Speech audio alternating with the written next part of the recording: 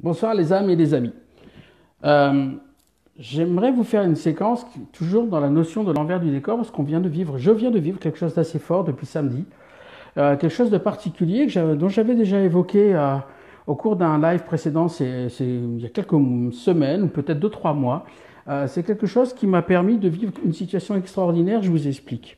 Samedi, le 8 août dernier, aux environs de 7h20, je reçois un message Messenger de quelqu'un que je connais très très bien, qui s'appelle Caroline, et qui me fait état d'une situation extrêmement compliquée, à savoir que sa petite nièce, qui se prénomme Victoria, âgée de 9 ans, a été brûlée au 2e degré. Jusque-là, je prends l'information et elle m'écrit que lorsqu'elle est brûlée, elle arrive à l'hôpital et sa brûlure est sérieuse, 2e degré. Les médecins vont s'affairer autour d'elle, ils vont lui mettre des éléments pour la soigner et ça va être du gel. Le gel pour faire des choses, parce que voilà, le domaine médical, je ne maîtrise pas. Et donc la petite va tout de suite faire un choc extrême, très très fort, elle va faire comme une allergie. Et la petite va se retrouver entre la vie et la mort et être dans une situation très très compliquée. Et donc tout simplement, sa marraine, encore une fois Caroline, m'a contacté pour me dire Eric, qu'est-ce qui se passe? Qu'est-ce qui se passe? Comment est-ce qu'on peut faire? Qu'est-ce qui se passe? Généralement, les problèmes de santé, comme vous le savez, je n'y réponds pas pour toutes les raisons qu'on peut concevoir, parce que je ne suis pas médecin et je ne maîtrise pas. Et là, subitement, la petite, j'ai été en contact avec la petite, c'est-à-dire qu'elle n'est pas morte. La petite est dans un état grave, on va dire désespéré, parce que j'apprendrai par la suite que les médecins l'ont réanimée, les médecins ont fait des choses qui l'ont sorti. Son cas était désespéré. Voilà, je fais simple. Et en fait, moi, je vais m'adresser en fait à cette petite et cette petite me dit tout de suite, non, non, je vais bien, je suis là, je suis là. Et je ressens comme des gens qui l'accompagnent, je sens comme des guides qui sont là. J'aime pas le mot guide parce que ça veut tout dire et rien dire. Je vois des gens qui s'affairent au niveau de ses poumons, qui s'affairent au niveau de ça, je sens comme du frais là.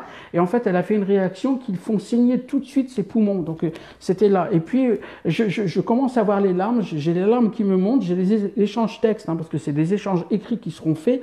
Et je décris une situation où je dis son papa, donc là, Caroline me dit son papa il est là, et je dis oui il est là avec son véhicule de couleur vieux vin, Bordeaux, enfin vieux vin, quelque chose comme ça, et Caroline me dit mais oui le véhicule du papa est vieux vin Bordeaux, et elle me raconte et la petite me raconte, et puis je vois comme une scène, c'est comme si je voyais beaucoup de monde, je dis à Caroline, c'est comme dans une ruche, il y a plein d'abeilles, ça n'arrête pas, ça bouge, ça va dans tous les sens, je suis pas là où l'endroit de l'accident se paye, enfin l'hôpital, on est à 500 km.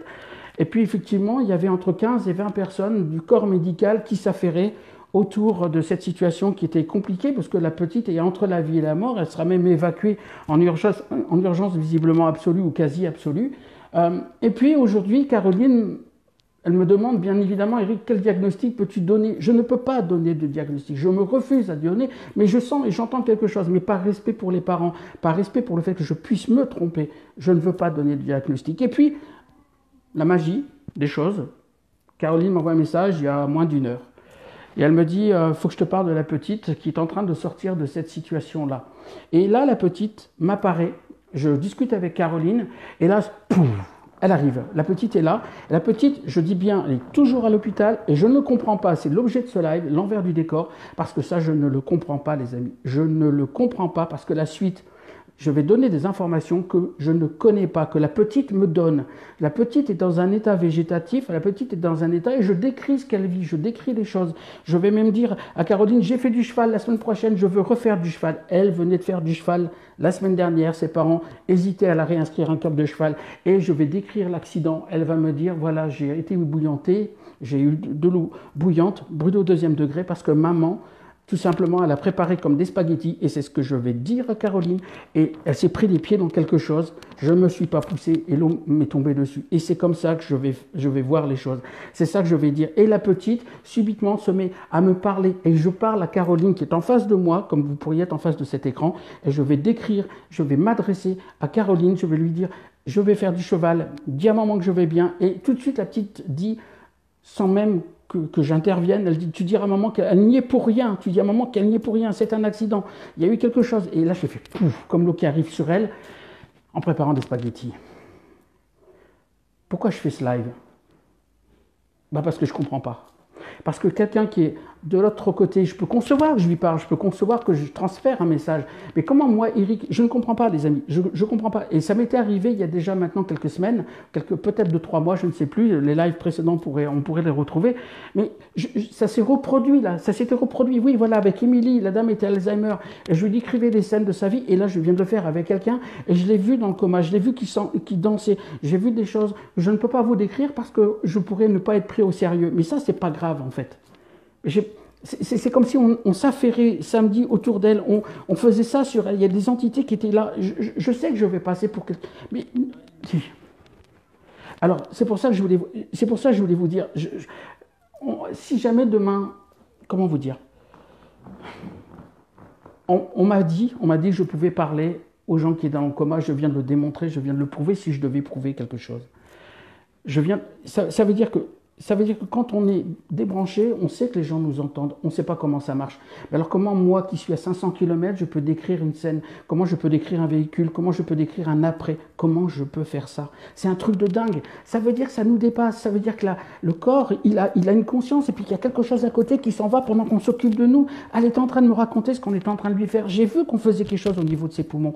C'est un truc de dingue. C'est pour ça, il ne faut pas désespérer. Je suis papa, ma petite fille est hospitalisée il y a 2 semaines. Vous le savez, j'en ai parlé. Si demain ma fille vit ça, je sais que je peux aller la chercher. Je sais que je peux lui dire, hé, on va le faire. Viens, parle-moi. Viens me dire, je suis là.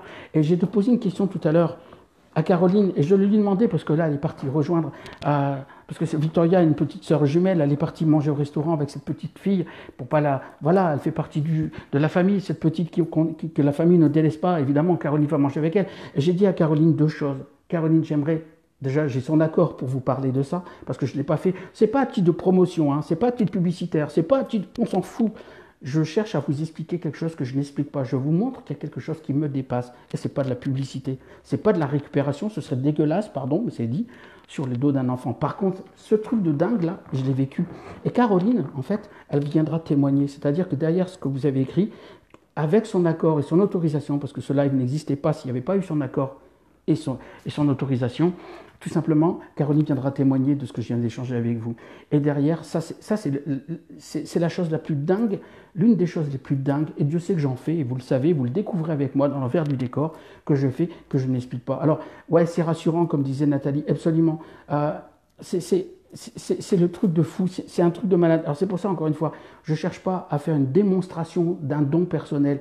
Je suis en train de démontrer qu'il y a quelque chose qu'on n'explique pas, quelque chose que je vis avec des enfants. Et j'ai même dit à Caroline, ce que j'aimerais qu'elle fasse, c'est qu'elle va l'appeler, parce qu'elle est consciente maintenant, la petite, elle est consciente, elle réagit à des choses, elle est consciente.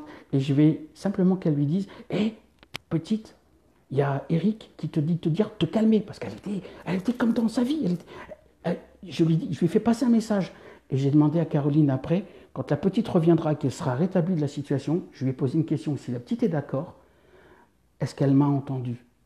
Est-ce qu'elle a entendu ou fait des trucs dont elle pourrait se souvenir, qui fait que ça pourrait attester entre ce qu'elle a vécu, ce que j'ai vécu, est-ce qu'on se rejoint? Est-ce qu'elle a conscience de quelque chose? Parce que c'est ça qui m'intéresse, les amis. C'est est-ce qu'on aurait conscience de quelque chose? Il y a des gens qui se souviennent quand ils font une mort imminente, une expérience de mort imminente, une EMI ou NDE en anglais, il y a des gens qui se souviennent de ça. Ma question est, dans un état de semi-coma, de coma profond, de situation de détresse où on réanime, est-ce qu'une petite fille a pu m'entendre comme je l'ai entendu? Et c'est ça qui, moi, me pose question. Est-ce qu'elle peut m'avoir entendu? Parce que là, c'est... Hein? On est d'accord? Ce serait... Ouais. Parce que moi, ça me... Voilà. Moi, ça me... Voilà, je suis papa. Voilà, on ne va pas jouer les violons, hein. Voilà.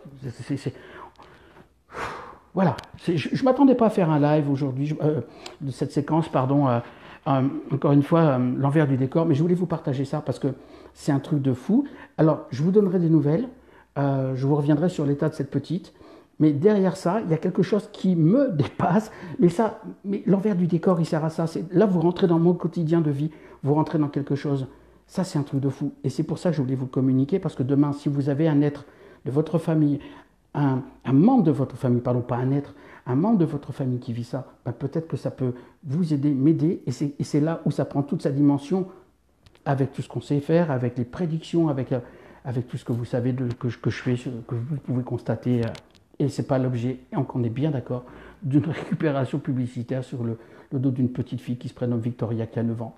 Surtout pas. C'est juste incroyable et c'est pour ça que je voulais vous le partager. Voilà, je vais m'arrêter là si vous le permettez. Moi, ça m'a...